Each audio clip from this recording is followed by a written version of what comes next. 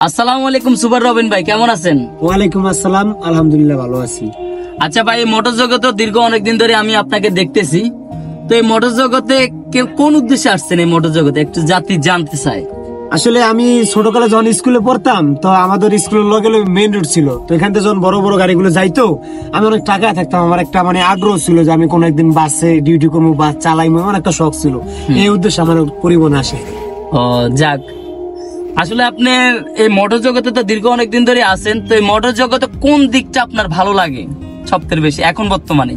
আমার বর্তমানে ভালো লাগে যে আমি 64 জেলার ড্রাইভার ভাইকে একটা ভালোবাসা পাইছি না, এটাই আমার সবচেয়ে বেশি ভালো লাগে।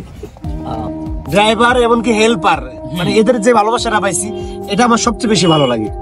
আচ্ছা, না আর হচ্ছে দ্বিতীয় বিষয়টা হচ্ছে আপনি মোটর ডিপার্টমেন্টে আইসা কোন জিনিসটা খারাপ লাগছে সবথেকে বেশি? আমার সবচেয়ে বেশি খারাপ লাগে একটা জিনিসই, যেটা যে কিছু কিছু ড্রাইভার খারাপ দেখে পাবলিক যখন গালি দেয় যে সব ড্রাইভাররা খারাপ, ওই জিনিসটাই আমার খারাপ লাগে।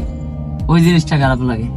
আচ্ছা যাক সুপার রবিন ভাই, এই শরীয়তপুর আসছি, আপনার থেকে অনেক কিছু জানতে পারছি, এই জন্য আপনার কাছে অনেক ধন্যবাদ ভাই।